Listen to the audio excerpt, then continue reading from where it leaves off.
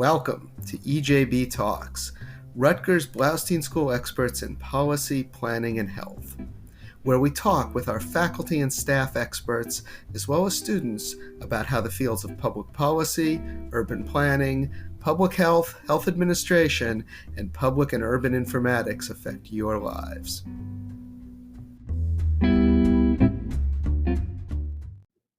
Welcome to EJB Talks.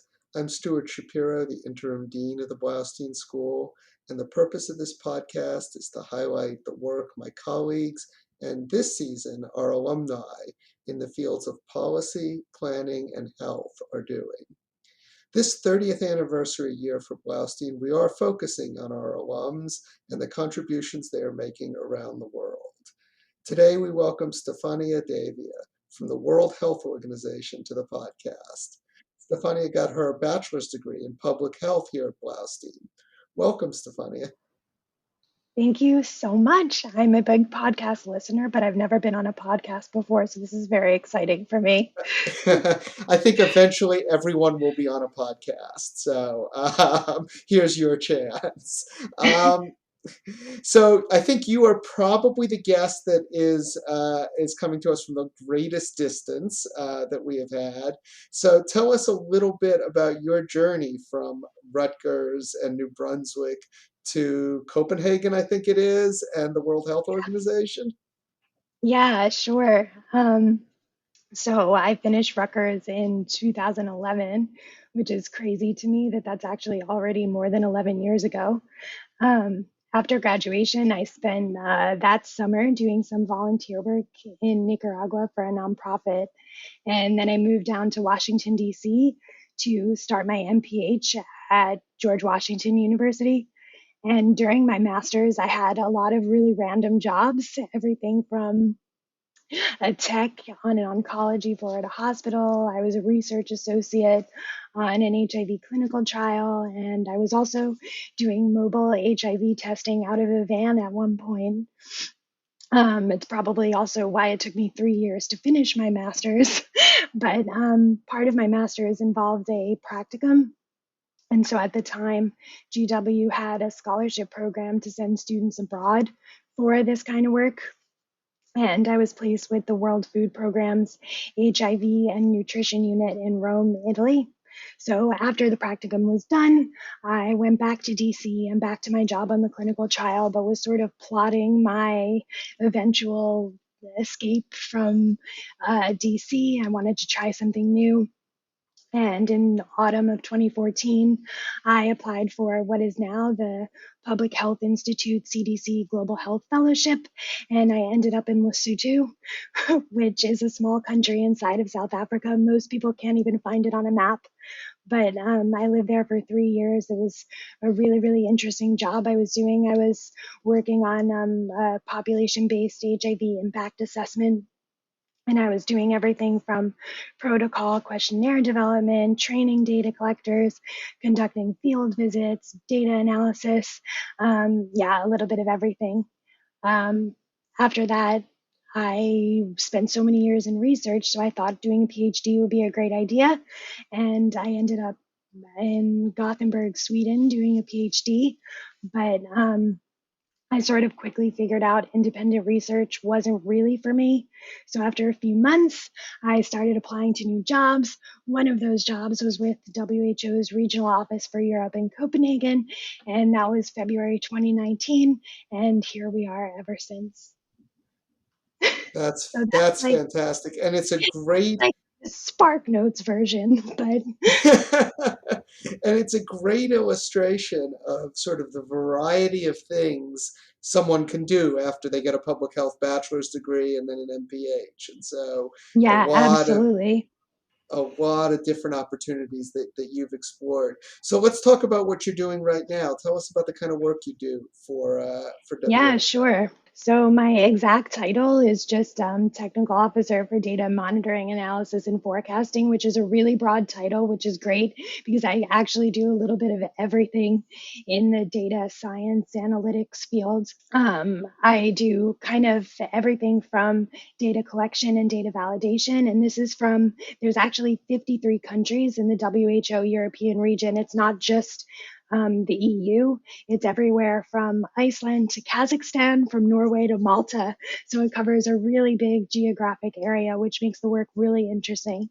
So I do a lot of mortality and demography statistics, data analysis, and this is for everything from putting together country profiles and doing stock takes, which are kind of like a snapshot of a health situation and trends in countries that our regional director and the WHO country directors use to sort of make plans for what WHO will do in the future.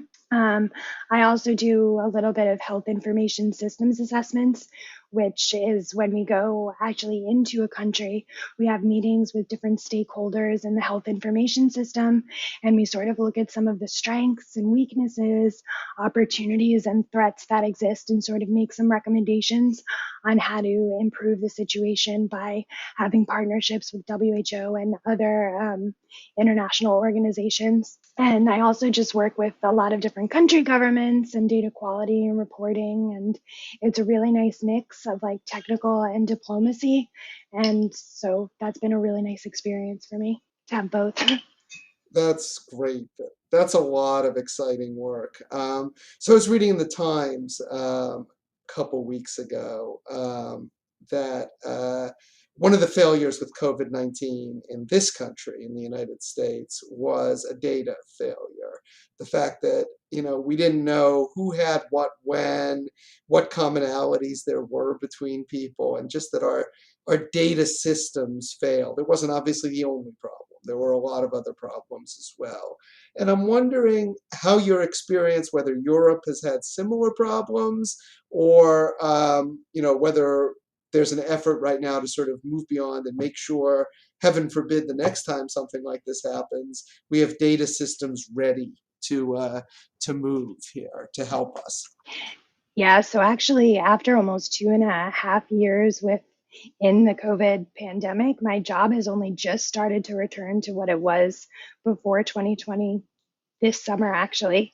In terms of like Europe, we've had a lot of the same challenges. And of course, like working across different countries, the health systems are so different. The way they classify diseases is so different. The way they um, sort of treat pandemics are completely different. The way they respond to international agreements is completely different. So it makes working in an emergency situation really, really challenging. Now WHO Europe is moving towards what they call a dual track method of like delivery now, which means that on one hand, they're like ensuring that countries are prepared and that they're ready to detect and respond to emergencies, but also at the same time ensuring that routine disease prevention and control programs are also still in place, because a lot of those were actually not really done and neglected even a little bit over the last few years. And we're already starting to see some of those diseases and conditions that were doing really well and not an issue before COVID start to resurge now.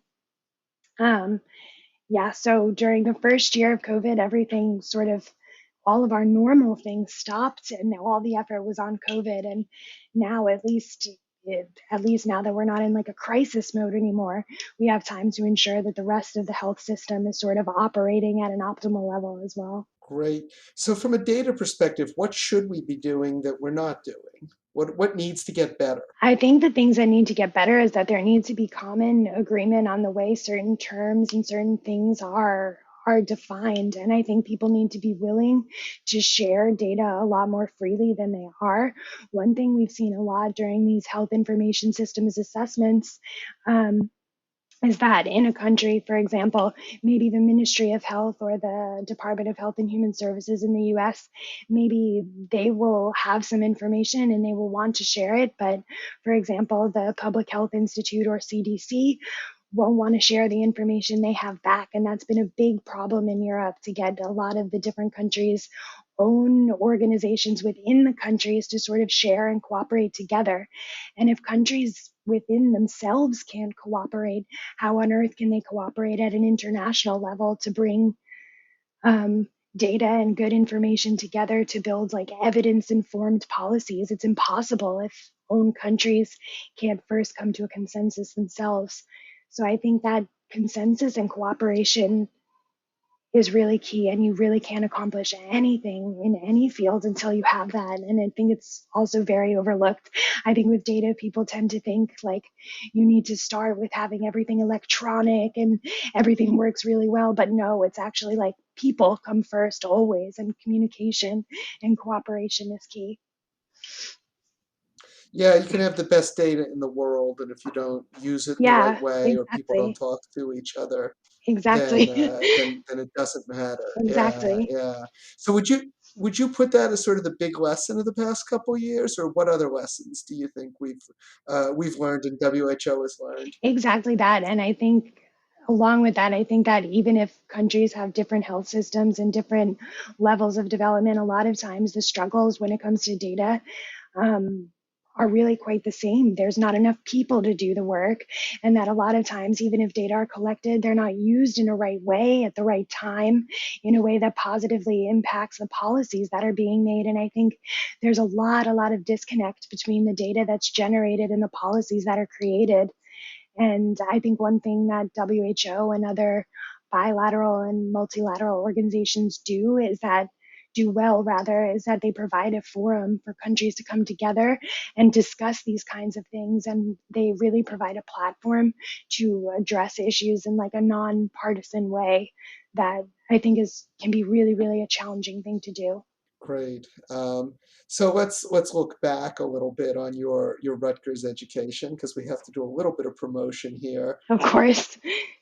What do you still draw on from your bachelor's degree studies? What lessons do you remember that still resonate today? A lot of things. I think probably the two biggest things Rutgers has taught me, among a lot of things, was one, how to work collaboratively with people from different backgrounds and sort of how to use that to your advantage. And the second thing is really how the importance of being involved in activities sort of outside the classroom.